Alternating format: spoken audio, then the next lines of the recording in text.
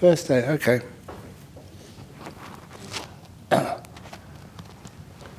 For those of you who are still, I will, sorry? You are joking? No, there's one, there's two, there's three.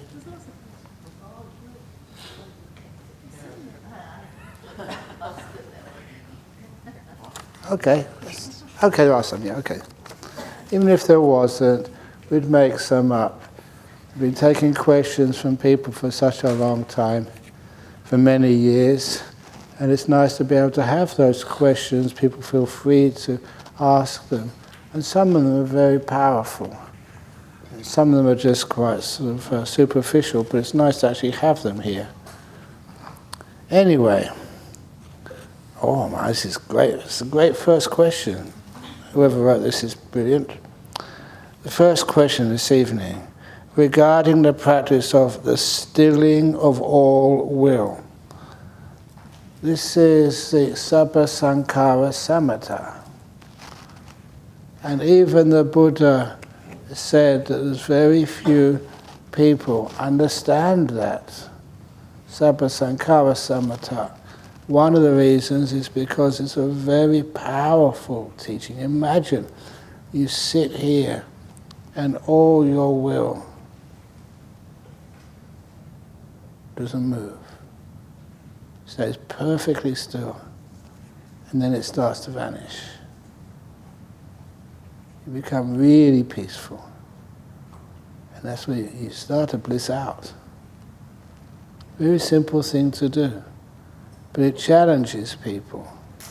One of the reasons it challenges people, you know, in so many constitutions, so many legal documents, so many times people want the freedom of choice, which is okay to have, but when you're meditating, imagine all that which you say is choice, all those decisions are now distant from you.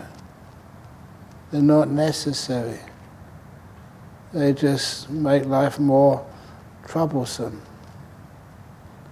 So you can spend hours just sitting here, and there's not a moment of will happens. You're peaceful, really still. The reason you are, the physical idea of still and the mental idea of still really peaceful,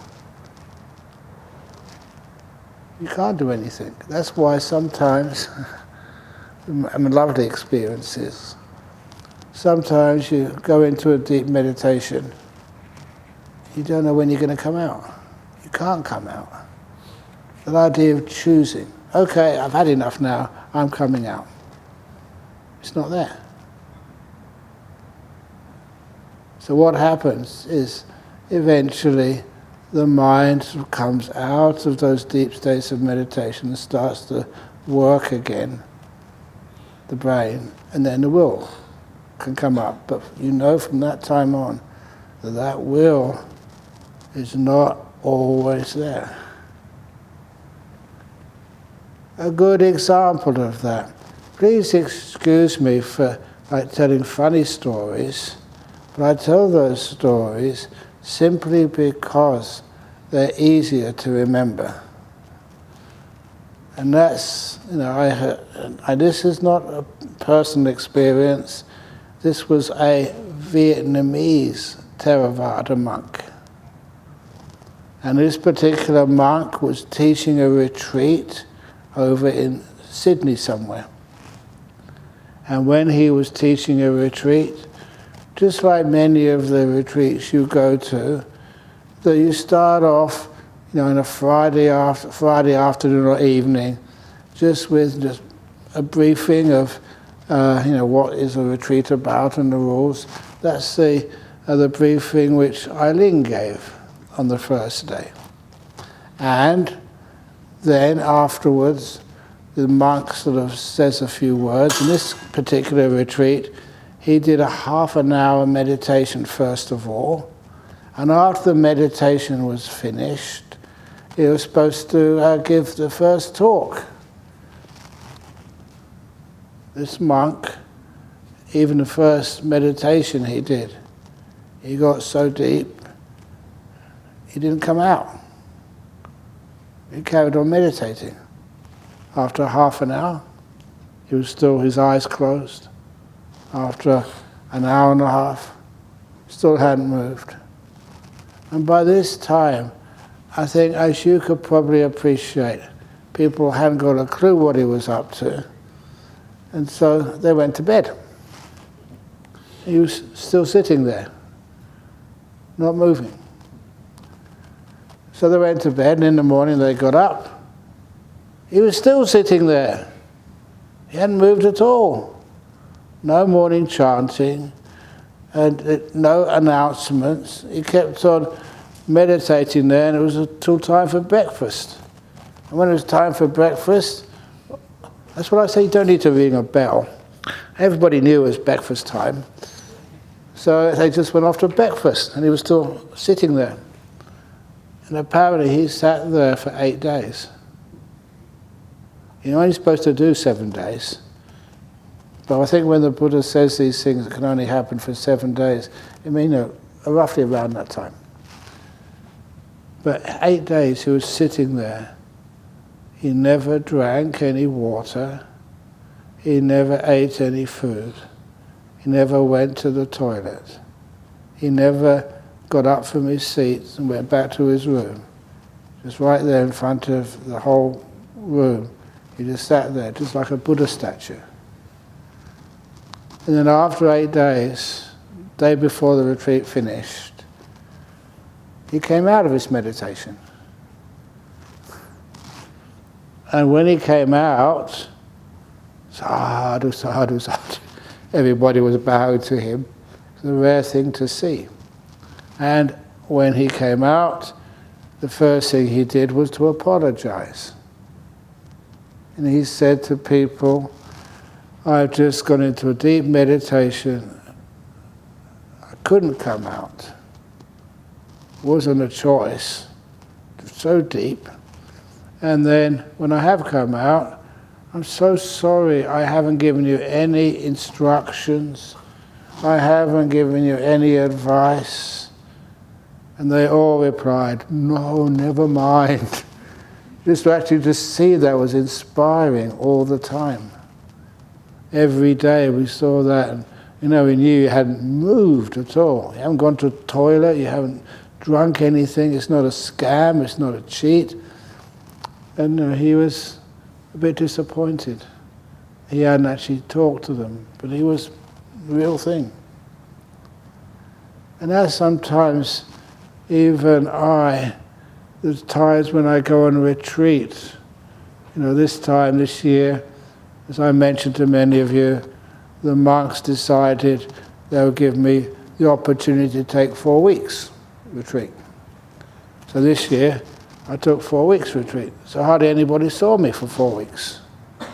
So during that time, it's often the case, I've got lots of responsibilities, as you all know. And so that time, okay, we can manage this, okay. So there were sometimes, in the old days, I would feel guilty. I'm not doing my job helping and serving and teaching. But this time it was all organized. So I just enjoyed doing nothing.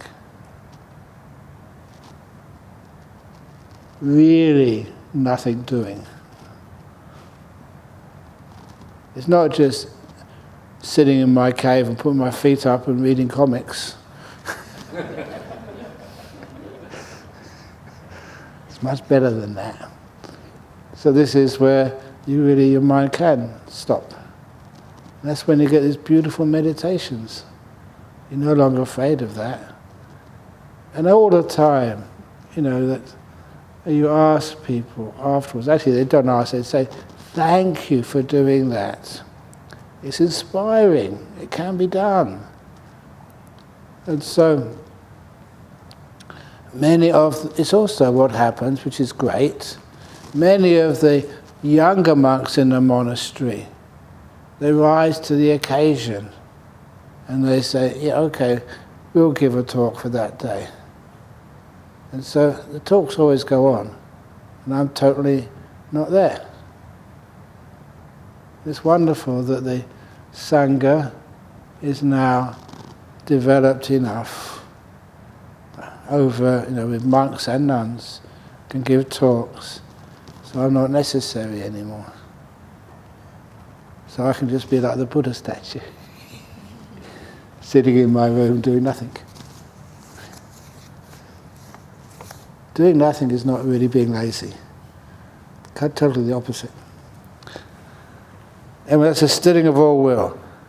Where does the intention and will to still, right? Where does the intention and will to still /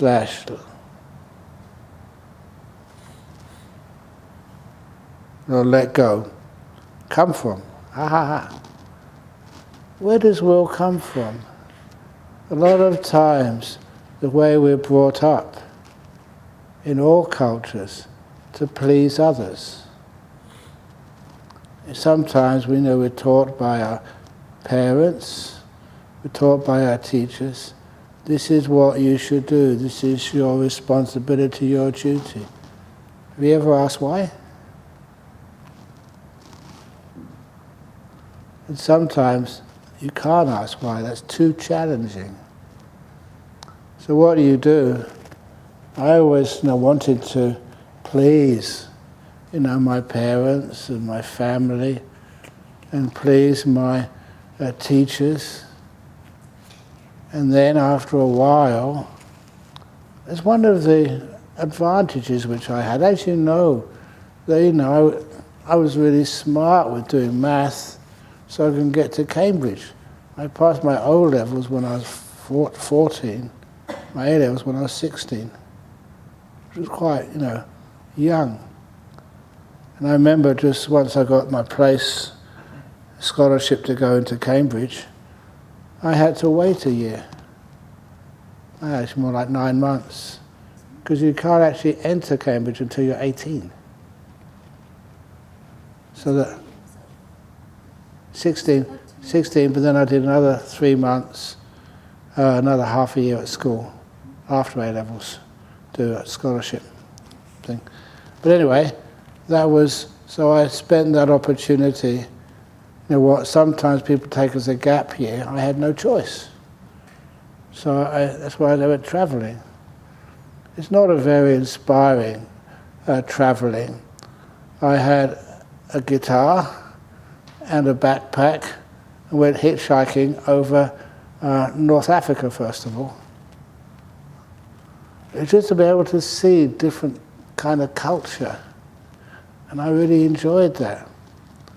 And then after that, I came back to London and then went off to United States. This was in 1969, just before I was 18. I had my 18th birthday over in the US. And I was very bored with the United States. Instead, I decided to actually go to Central America. And when I went to Central America, that was actually something which is a totally different culture. The first time I came across jungle in 1969, and I will never ever forget going to these what's it called again? Pyramids in the middle of the Yucatan Peninsula in Guatemala. And in those big pyramids, no one knew why they were there. And because it was so hard to get to, having to go, on a fishing boats and down rivers until you go as far as you can get, and then you get on the back of trucks. And I remember just going down that river. It was between Belize and Guatemala. And it was like living in a Tarzan movie. You saw dug-out wooden boats coming down the river, and the family were all naked. You know, from sort of my upbringing, that was kind of, wow, this isn't a movie, this is real. And when you got, I'm saying too much again, when you got, I remember just going to one of the, you had to eat. Where can you eat? In this very remote place. And there was the Riverside Cafe. Just like a, not a shed, just a bamboo and thatch. Was it bamboo there? No, just wooden thatch. And then they were just boiling up really strong coffee, beans, and chapati. Or that tortilla, they called it. Same thing. And it was so simple. You didn't have any choice. It was only how much you wanted to eat. Same food. Beans, chapati, and or tortilla, and coffee. Absolutely delicious. Kids half naked running around. And my stomach handled that really well. But then when you went to these places in the ruins of the Mayan civilization over in Tikal, no one knew why they were there, what they were doing. And there was, I think when I went there was just one archaeologist there. And I was young. I saw these pyramids. And what did I do? Yeah, climbed them. I don't know if that's a girl's thing, but it certainly was a boy thing. I don't know why. Because it was there. And I'm glad I did that. It's a long way up. No one would stop me. There was only one person there anyway, and he was just busy doing something else. So anyway, when I got to the top, that's when I was glad I had no knowledge of what it's supposed to be for. I had no research. I hadn't done any reading, because there's no books. And so, but when I got to the top of this pyramid, the thing which I noticed, first of all, the air was just so clean and fresh. I'd been traveling in the jungle for about 3 or 4 days. And right down in the jungle, in these rivers and these roads, it was very stuffy. And when you get to the top of these pyramids, it was above the tree line. That was an important part of the architecture. They were above the tree line, so the wind, you could feel the wind, the breeze. It was like going out to where the air cons were, air conditioners. And it's so fresh and lovely. But even more than that, on the top there was this little room in there. But it's on the outside, which was the best. Because the first time in days, literally I could see more than just a few meters in front of me. In the jungles, everything grows so fast. And you're going literally through tunnels, through the greenery. Even the river, you couldn't see any canopy on top of the river. It was just all branches of the trees and stuff. So now I could see great distances.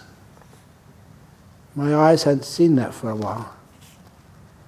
And I kind of imagined being like a small boy or girl being led up for the first time to the top of that pyramid. So you could actually see long distances. And first of all, from on top, I could see just where I'd come from the day before, which was no long distance. No, sorry, it was a short distance, but it took for almost forever. And then you could see it. Like, the only way you can describe it is like these days, Google Maps or something. And imagine that a couple of 100 years ago, seeing where you lived all spread out in front of you. You're getting that worldly knowledge. But then you'd look up to the horizon. And as I put it, I think in many stories, which I said it's like seeing infinity in all directions with nothing between you and infinity. The vast emptiness of life. And nothing between you. No intermediary you have to go through. And to me that was kind of, wow! I'm not sure if it is correct, but anyway, as far as I can see, that was a beautiful explanation of what those pyramids were in the jungles in Central America so many years ago. And I really love that. How long ago is that? Almost 55 years or something. Still haven't forgotten it. So that's what I was up to. And so there you were trained, first of all, especially going to university. Please excuse me for downplaying university. Is there any university professors here? Thank you. Okay, I can carry on.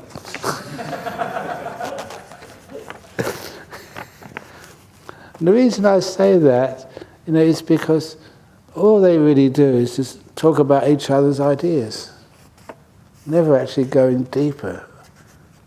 And this is where you have your own experience. This is not like a logical theory. This is how you see things, how you experience things.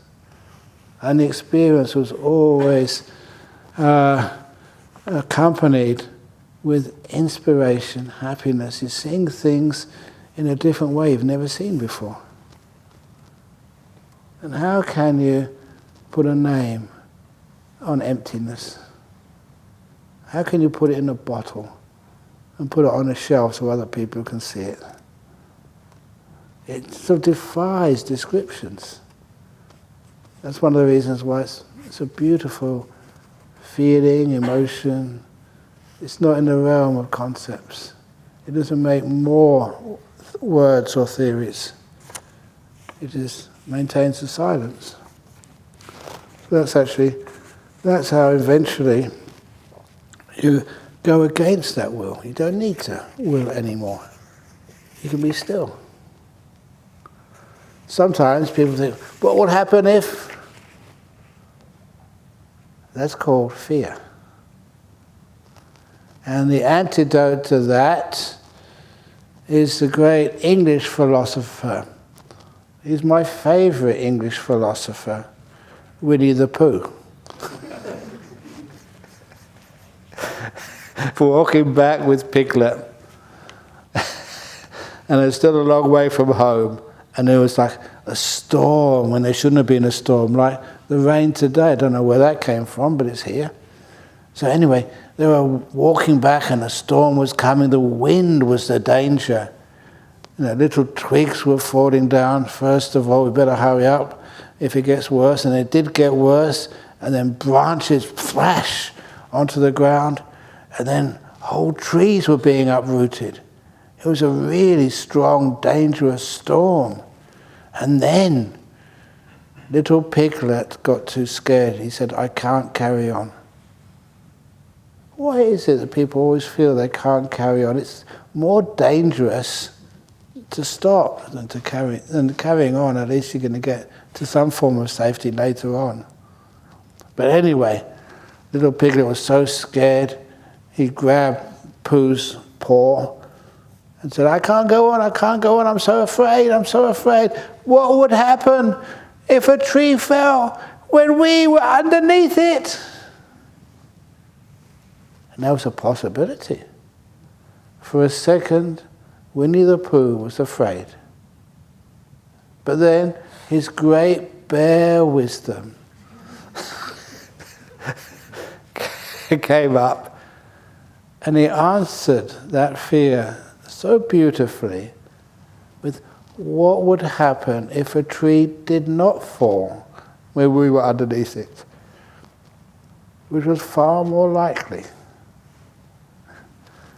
And that abolished the fear, so they could walk home safely.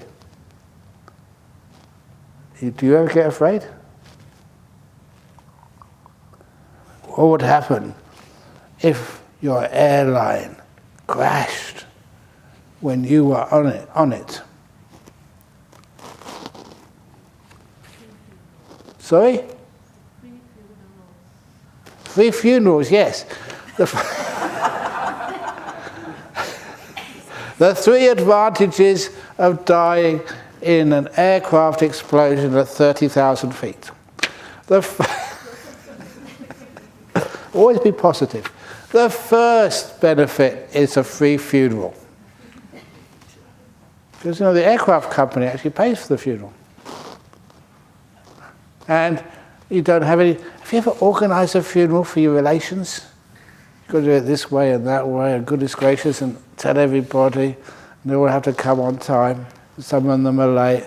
Oh, it's a lot of pain.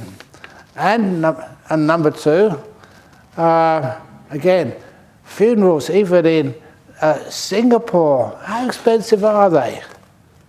They cost a lot of money having a funeral. If you die aircraft explosion, it's not just cheap, the cheapest, but also it's instant cremation. And like here, many of the relations, they keep on arguing, where are we going, what are we going to do with the ashes? The aircraft company scatters the ashes for you.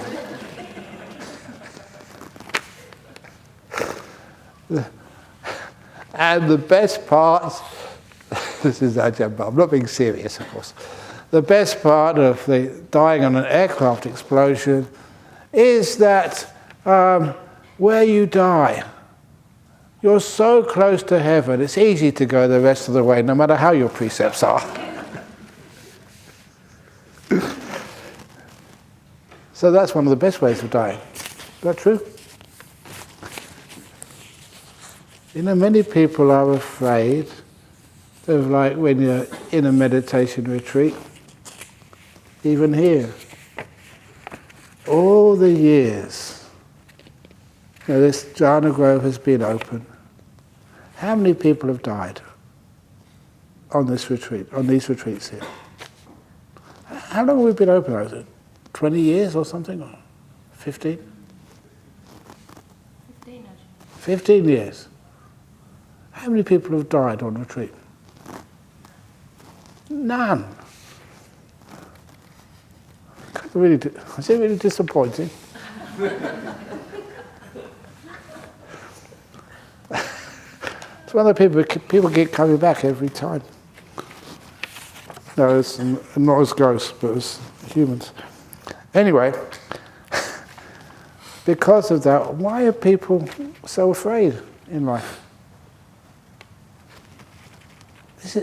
This is one of the best places to die. We did have somebody once, they were visiting Bodhinyana Monastery, they went into the main hall. When they came out afterwards, they had a heart attack, they died. And they were Sri Lankan. In the Sri Lankan tradition, wow, that is really fortunate. You die in a monastery.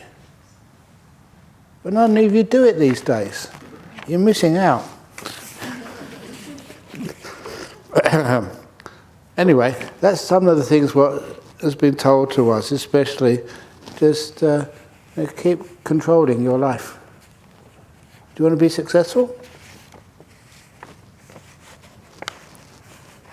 Work hard. Control. Don't just let go.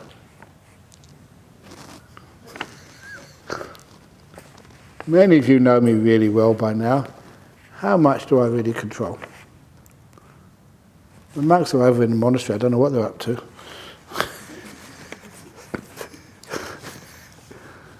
Isn't it nice to inspire, not to control? To learn how to let things go. To learn how to be kind. So if a person needs to do something, off you go. Your daughter, you said to me this morning, is in Buckingham. And she said, first of all, Buckingham Palace. No, I think University of Buckingham in the UK. Do you know what she's up to? Exactly. Come and be free. Trust her. Like my mother trusting me, only 17. Backpack? No, I didn't have a backpack. Just a guitar and a roll, what's it called, a sleeping bag. That's all I carried when I hitchhiked off to Central Africa. At the time, I was quite surprised she let me do it. She trusted me. I was a good guy, good young man. So she could have a nice, happy time, and I had a nice, happy time. We didn't worry about things. That's the way to travel. So anyway, the stilling of the will is where we go against all the things we think we need to be safe.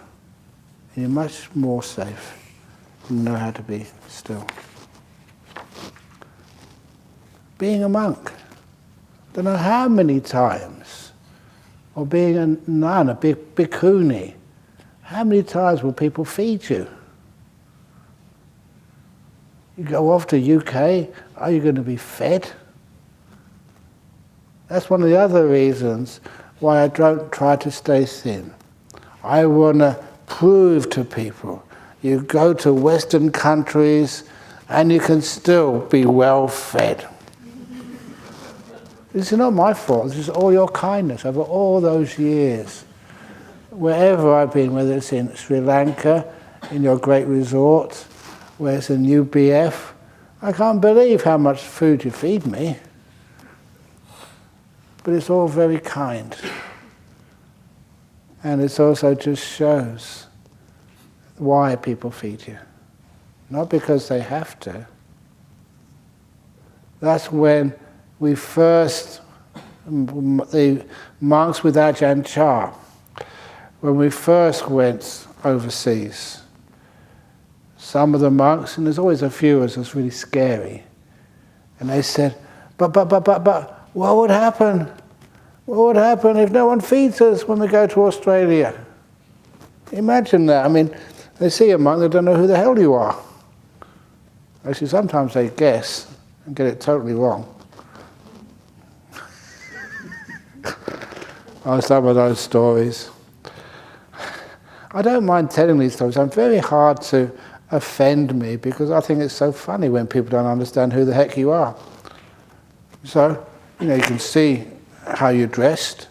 On our first little centre, which we did actually buy, or the bank bought most of it. And I was loading up stuff to take down to Serpentine, to Vajrayana Monastery, to build the monastery. And as I was loading up, we had an old VW. That was our main form of transport. As I was loading it up, there was a young girl who was visiting her auntie next door. And she came out and took one look at me. She's about 14. She put her hands on her chest, on her side like this, and with as much disdain as she could possibly muster, she said to me, "You're dressed like a girl. That's sick." We know we wear the sarong. And I thought that was just so funny. I just burst out laughing. And I wasn't at all offended. I thought, that's wonderful. More information or more stories from my talks, which I give in Singapore and many other places. And I'm a monk. So anyway, you have a nice, interesting time. But Ajahn Chah would answer. We say, how are we going to be fed? And he answered so truthfully, aren't there any kind people in Australia? Brilliant answer. Of course there are. Are you going to be safe when you come here to Jhana Grove? Of course you are. There's so many kind people here who'll give you a lift, find out if you need something, if there's some food, special food you need. Of course they will help. And if they don't help you, you come and tell me and they will be in big trouble.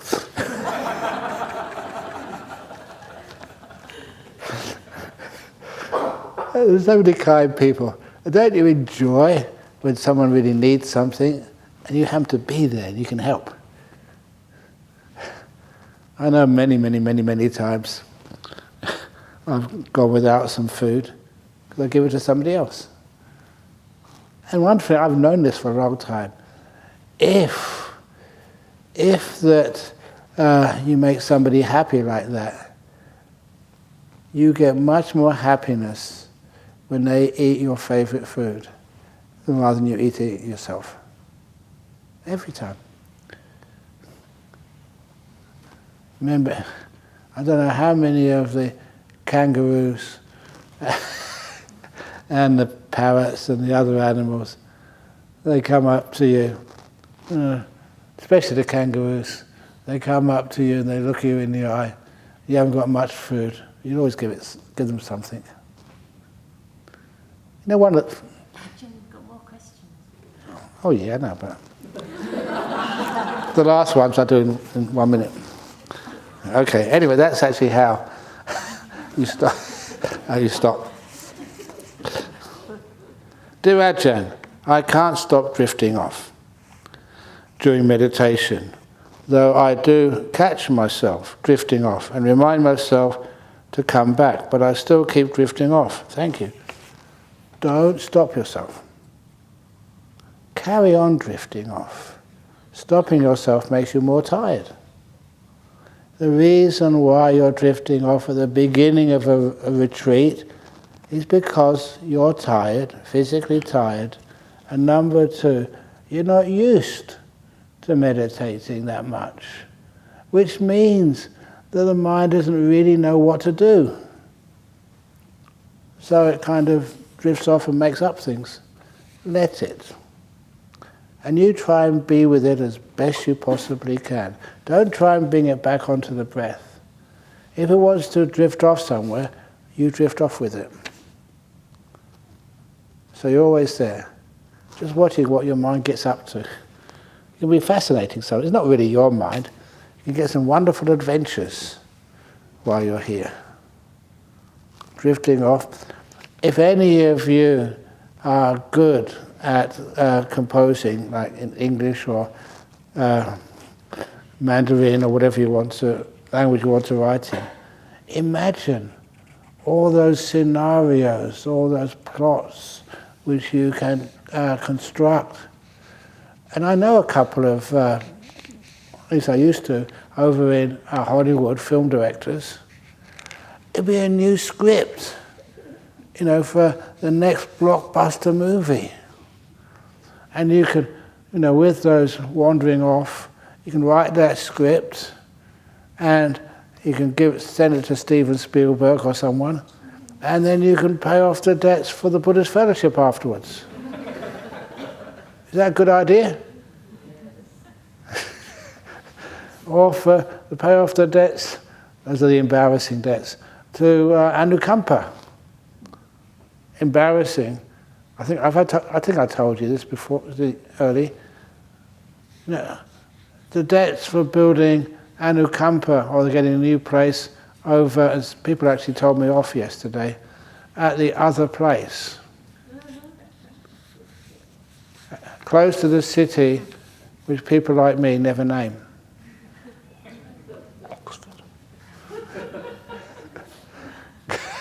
Because I did my degree at Cambridge. I don't know why I let you purchase a place over in the other place.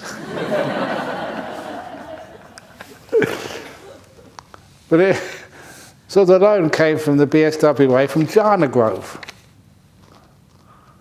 So somehow they have to pay off Jhana Grove. I don't know why they do that. Anyway, so drifting off. Allow yourself to drift off. It's actually much faster remedy. I did that for years, literally. I was told as a young meditator, you drift off, pull it back again. Don't be too fierce, don't be punitive, you go somewhere to it. I was doing that for about 7 years, getting nowhere. So one day he decided to be different. Let's try it, experiment. So I drifted off, I let it drift off. And instead of putting it back, it went to interesting places. And after a while, this is what you find with your mind. After a while, the energy comes back to your mind and builds up again. It drifts off because you're low energy. So let it drift off. Don't waste the little energy you have. And as you start building up the energy, you get... One of the things I always noticed, when I was tired and was going to drift off, your head would go down. And sometimes in Thailand you were so tired, it would really go down. And sometimes when you're sitting on... I shouldn't really confess these stories, but it's true. Sometimes when we did all these all-night meditations, all-night ceremonies, sometimes, we got bored with the talks and the chanting. And so sometimes the monk sitting next to me would, look at that novice over there.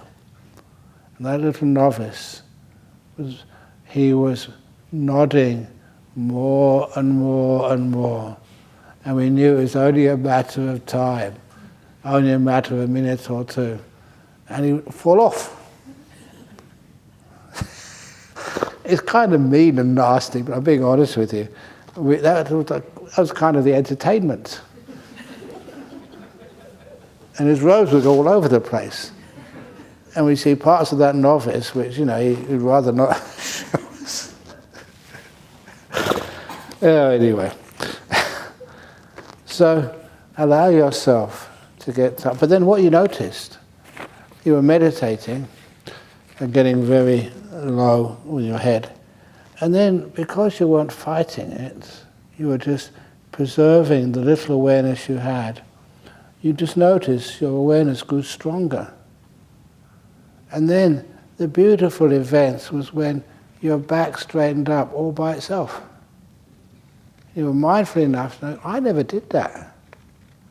The body did it all by itself. And that was kind of really cool to notice that, because you knew your awareness had kind of returned. It was getting stronger and stronger and stronger. Because you have your natural supply of energy always keep coming into your mind, your body and mind. And it does mean that if you don't waste it, it gets stronger and stronger and stronger, and you don't feel tired afterwards. So that's one of the ways I meditate. It just, sometimes I do, especially jet lag. That really gets me these days. But you were very nice to me.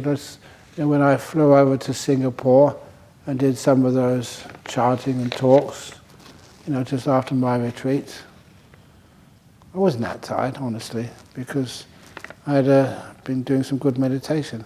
And after a while, your mind doesn't wander off. It doesn't need to. And that's a way to overcome mind nodding off. So if you drift off, fine. It's not a bad thing. It just means you're tired. And especially, this is, it's not even the second day yet. It's like the day and a half day. Many came yesterday, and many of you just, now here today. Kind of still the first days. Don't ask too much of yourself. If you're tired, go to bed. It's wonderful being a monk on retreat. You can do that a lot. If I'm tired, in my cave, okay, it's time to go to sleep. I haven't got a clue what time it is, because it's all dark in there anyway. And when you wake up, you wake up. And in the end, you find out you're not sleeping much at all. And that's really brilliant, when you're not in the grips of time, not being tortured by time anymore. And because I was doing a lot of that, that's why. Okay, look at the time. Okay, I've done 2 questions so far. always tomorrow. As I still have become present to myself, there's a lot of anxiety. A lot of anxiety, pause, and something in self-judgment. Oh, under the surface, how do I make peace with it? What is a skillful way to heal? Anxiety, number one, if you really are still, stay in this present moment. You don't need anxiety. It's actually, so counterproductive. This place is one of the safest places in the universe. Jhana Grove Meditation Center. There's heaps and heaps of food. There's a nice place you can stay. And sometimes it's cold, but you've always got jumpers and goodness knows what else you can use. And there's no wild animals here. We do. Look, every now and again, not this time of the year, but during the real summertime, there is a snake which is our pet. I say it's our pet simply because, sometimes it comes out and never, ever harms anybody. And it's a dugite, isn't it? Yeah, quite a big one. And sometimes if it's curled up somewhere, sometimes we tell people, look, there's a nice snake there, just curled up, enjoying the sunshine. But please, don't touch it. If you want to photograph it, fine. Because it's so tame, hardly ever moves. But don't go and irritate it. And I'm pretty sure that snake, if you did irritate it, look at it, it would just try and bite you, but not to harm you, to scare you off. It just wants to be accepted and be part of the area here. It's not dangerous. What dangerous animals have we here in the forest around this area? And during my retreat, I saw this beautiful echidna. They're rare, but they come out at night. They're always by themselves. I was just doing my walking meditation. They just came in, just went past me, just not concerned about me at all. It's a beautiful animal. It's just so spiky. It's like a hedgehog, but not really. It's much bigger than the hedgehogs. And it just came in to say hello. They're not afraid. And also the other animals which you see are the possums. And these possums, they usually take their baby on top. So there's a mum just with a baby hitchhiking on her back. They're so cute. And all these years, I keep saying this, but all these years when the kangaroos have their joeys, some of the kangaroos over in Bodhinyana now have a joey. This tiny head poking out of the mum's belly. So they poke their head out. Don't think they've been out of the pouch yet. Because it's been raining today, they won't come out when it's raining. But if ever you go over and walk over to Bodhinyana Monastery, just the right time, one of them, some of them they hang around a particular area. So just between our main hall and the kitchen area, there's one there with a lovely little joey. And of course, the joeys aren't afraid at all. Mum's grown up with us for years. And monks have never harmed any joey. We've always just actually, if we have harmed it, it's by giving it food it shouldn't have.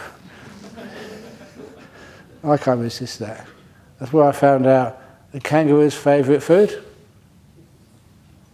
Pizza, yeah.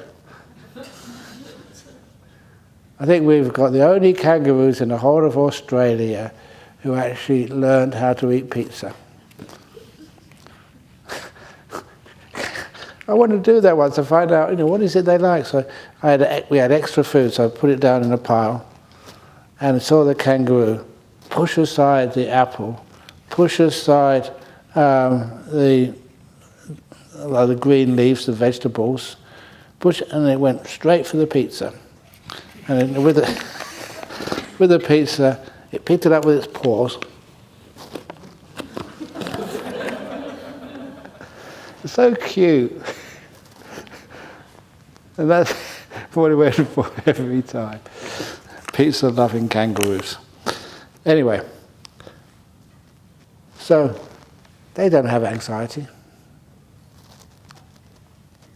And don't go and say, Ajahn Brahm, you are killing all of the animals here by giving them pizza to eat. They don't have that much of it. It's only every now and again. And it's also the fact that they're still alive, the same old kangaroos. Anyway, there's the third question still. I've got 5 minutes to do the last question, all these ones as well. I make peace with it. What is a skillful way to heal? Yeah, just be patient more than anything else. And the anxiety goes. You're in a really safe place here. And I'm supposed to be your boss here. Do I cause anxiety for you? Am I really tough and mean? What's the difference between me and Donald Trump?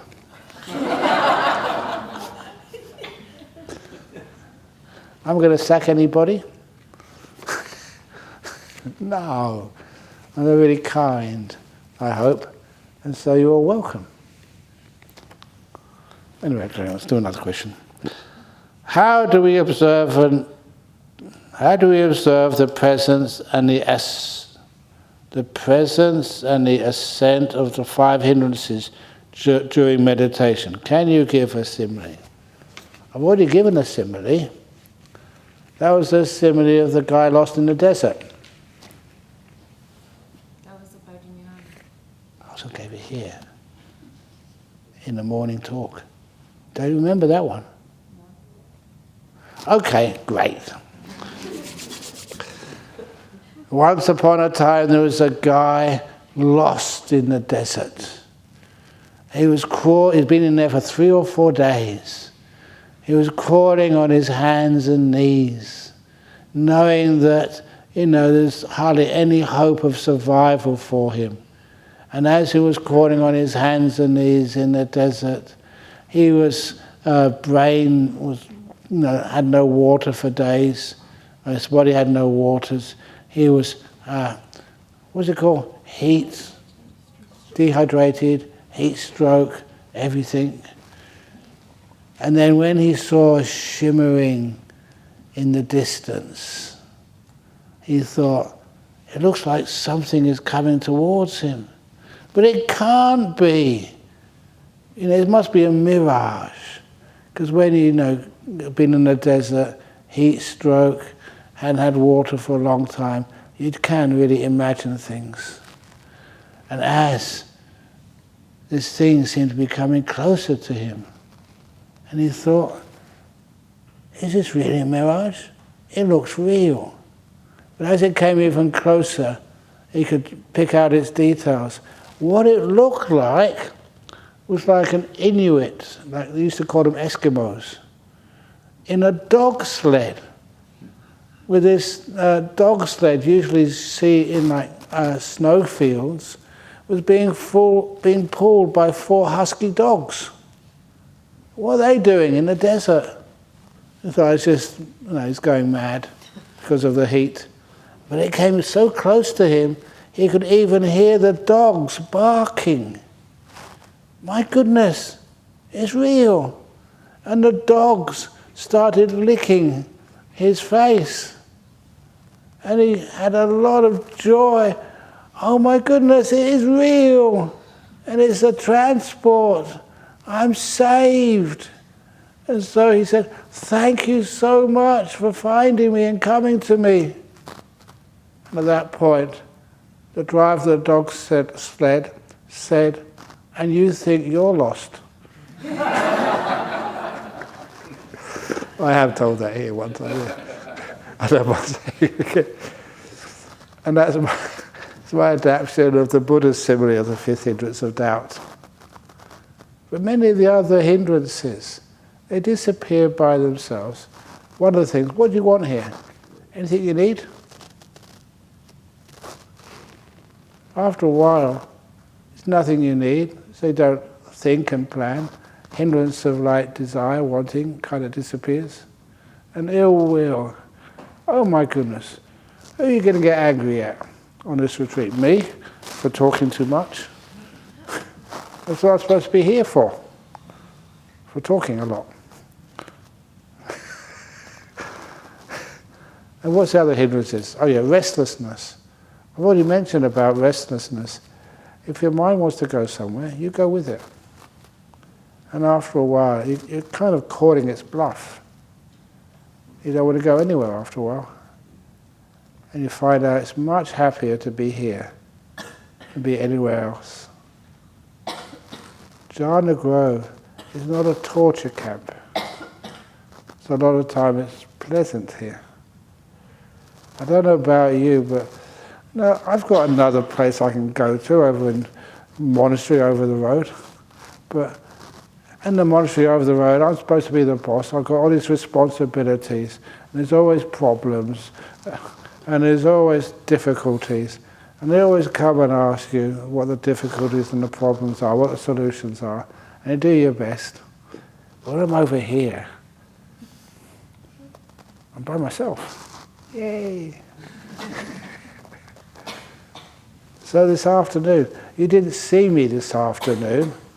I had my lunch over in Bodhinyana Monastery. When I came back, went into my room, stayed in there. It's not my cave. What do I want to come out for? Meditate there. It's much more peaceful than anywhere else in the whole world. That's why, you can really relax and rest. So this is so I don't need anything, don't want anything. And that's why you're not restless, you don't want to go somewhere, happy where I am. Okay, so there's a few questions left, so it's going to be a late night. Noted. One more question? Okay. Okay, I did that one already.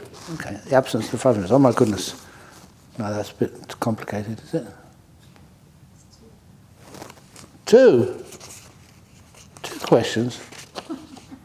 Oh my goodness. Okay. Here we go.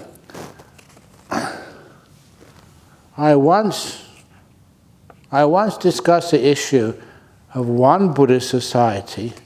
Ooh, I hope it wasn't ours.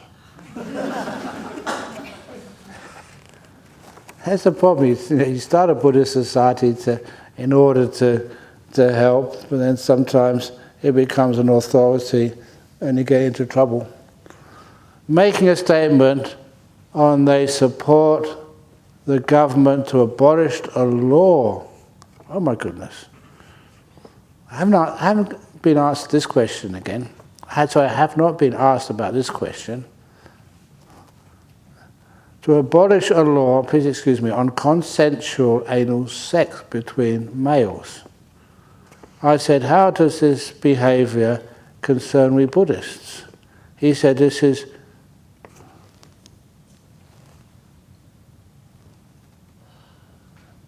obvious. Is it obviously? Deviously. Anyway, obvious is obvious. Please be careful when you're writing, because if I say the wrong thing and it's recorded, I get in big trouble. He said, this is obviously a law targeting gays. And he asked, aren't we accepting everyone into Buddhism? Of course we are. I caution about being careful of Buddhism being misused for activism, such as sexual movement and even nationalistic violence, as seen in Burma, Sri Lanka. How do we draw the limit for Buddhists to be involved in such issues? It's the bigger issues of like freedom and a Buddhist law on consensual anal sex between males. I don't know if there is any laws about that and how they could ever be policed. Usually what people do, if it is consensual, in their own rooms, off they go. But it's also, if there is any reason for any of those rules, obviously it's very clear that consensual, it has to be consensual, and the other person has to be in a position, not sort of underage or has other learning difficulties, or that it is your boss who is trying to tell you these things. In other words, any sort of sexuality between a boss at work and one of their employees, they should not be allowed, simply because they have power over you to make decisions you'd rather not make. Does that make sense to you? I've been celibate for the last, actually from over 51 years, but I've been a monk for 51 years. So a lot of this stuff is kind of beyond my kind of understanding. But you see that you want to support if it's a law and a good law, then great. I'm not quite sure exactly what you meant about this question. But anyway, this other law, in the Satipatthana Sutta, the focus of sati is taught to be the one way to complete the Noble Eightfold Path and purify all beings. But in the Mahaparinibbana Sutta, the Buddha taught that to abide in oneself, to be lamps island upon oneself, is to practice the Satipatthana. Why not the Eightfold Path? Since Satipatthana is only one aspect of the path, it is because that is the wrong translation. The four focuses of mindfulness is taught to be the one way to complete the Noble Eightfold Path. It does not say that. It says it's a path which leads in one direction. It's not the only path. And see how my mindfulness is Ezo wa mago nati anyo dasanasa visuddhiya. That is the Pali which translates this the only way. There is no other, nati anyo dasanasa visuddhiya, for the purity of insight. And what is that referring to? Noble Eightfold Path. That is where the Buddha said this is the only way. Noble Eightfold Path. Otherwise, just mindfulness. What about your precepts? What about giving dana? You don't have to give dana, just be mindful, that's all. No dana for the bhikkhunis. How come there is no dana for the bhikkhunis? There is, heaps. Not food dana. Food, heaps of it. For the bhikkhunis. At the moment it's just being built. But I've already told a few people. It's wonderful that there was somebody came today, and they mentioned they were from England. They're from South Staffordshire.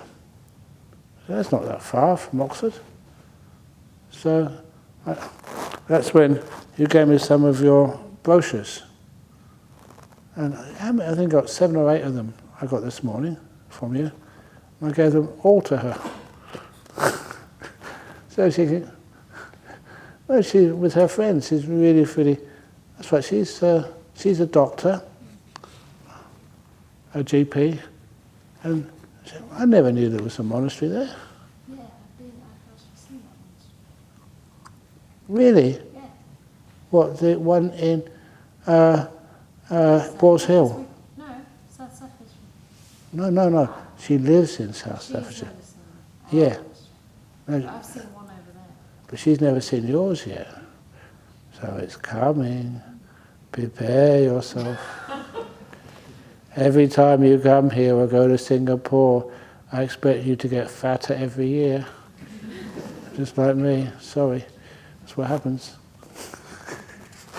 No. People want to help.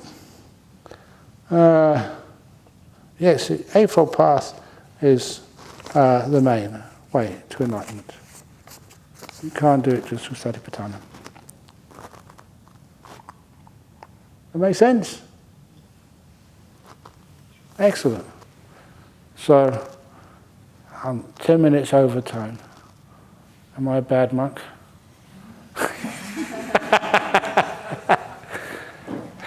A lot of times it's because you're tired first day. So we'll finish off. These ones we'll do tomorrow.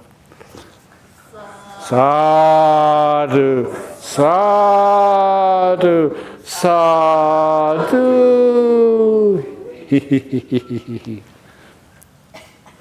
And thanks for asking those questions. They're really important.